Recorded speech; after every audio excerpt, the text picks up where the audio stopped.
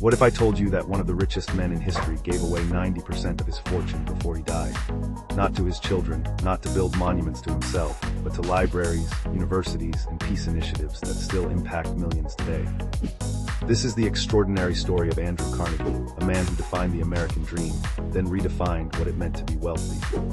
Our story begins in 1835 in Dunfermline, Scotland, where Andrew Carnegie was born into a family of skilled weavers.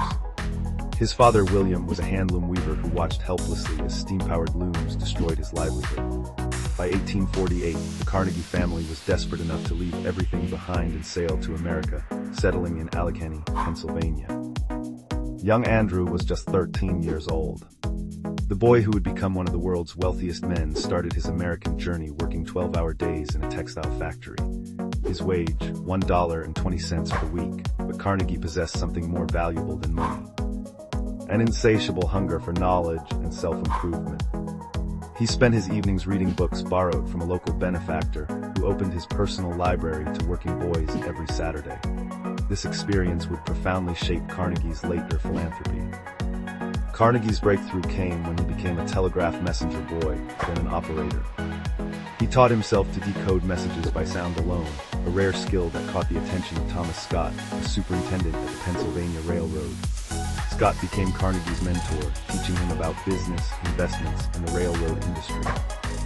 By age 24, Carnegie had become a railroad superintendent himself. The Civil War years proved pivotal for Carnegie's fortune. While he organized military transportation for the Union, he also invested in iron works, oil lands, and locomotive factories.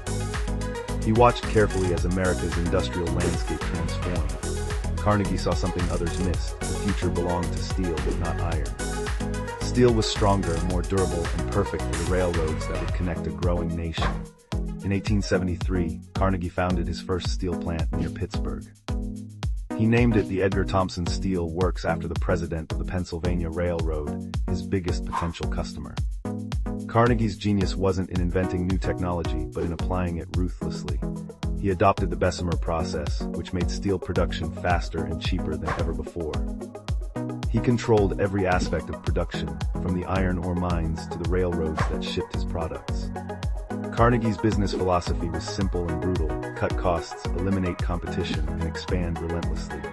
He hired the best managers, paid them well, and demanded results. He pioneered detailed cost accounting, knowing exactly what each process cost per ton. When competitors couldn't match his prices, he drove them out of business or bought them out. By the 1890s, Carnegie Steel Company dominated American steel production, but Carnegie's rise came at a terrible human cost. The Homestead Strike of 1892 remains one of the darkest chapters in American labor history. Workers at Carnegie's Homestead plant near Pittsburgh faced wage cuts despite the company's massive profits. When they refused to accept the terms, Carnegie's business partner Henry Clay Frick hired 300 armed Pinkerton detectives to break the strike. The confrontation turned violent. Workers and townspeople fought the Pinkertons in a 12-hour battle that left 10 people dead and dozens wounded. The state militia occupied the town, and the strike was crushed. Carnegie was in Scotland during these events, but his reputation never fully recovered. Critics called him a hypocrite who preached democracy while his company destroyed workers' rights. Yet even as Carnegie built a steel empire, he was developing a radical philosophy about wealth. In 1889, he published an essay called The Gospel of Wealth that shocked the business world. Carnegie argued that the rich had a moral obligation to distribute their fortunes during their lifetimes. He wrote, "The man who dies thus rich dies disgraced." He believed that wealthy individuals could allocate resources more effectively than governments, but they must do so before death. This wasn't just abstract philosophy. Carnegie had been giving away money for years, building libraries in his hometown and funding educational initiatives. But after he sold Carnegie Steel to banker J.P. Morgan in 1901 for $480 million, his philanthropy exploded. At age 65, Carnegie became the world's richest man and dedicated himself to giving it all away. The scale of Carnegie's giving was unprecedented. He established over 2,500 libraries across the English-speaking world. His only condition: communities had to provide the land and promise to maintain the libraries with tax dollars. These weren't just buildings. They were temples of learning that democratized knowledge for millions.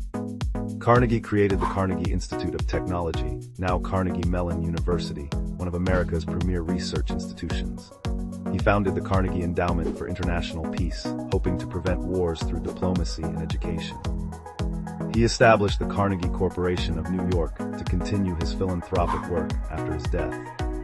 He built Carnegie Hall in New York City, creating a venue for world-class music accessible to ordinary people. He funded scientific research through the Carnegie Institution for Science, which supported groundbreaking work in astronomy, biology, and physics. He created pension funds for teachers and steel workers. He even built thousands of church organs, believing music uplifted the human spirit. By the time of his death, Carnegie had given away over $350 million, equivalent to roughly $5 billion today. Carnegie's personal life reflected his complex character. He married relatively late at age 51 to Louise Whitfield, and they had one daughter, Margaret. Unlike many wealthy industrialists, Carnegie lived relatively modestly, though he did own Skibo Castle in Scotland where he spent summers. He maintained friendships with literary figures like Mark Twain and political leaders worldwide. The contradictions in Carnegie's life remain fascinating. He was a brutal competitor who destroyed rivals without mercy, yet he genuinely believed in human progress and equality.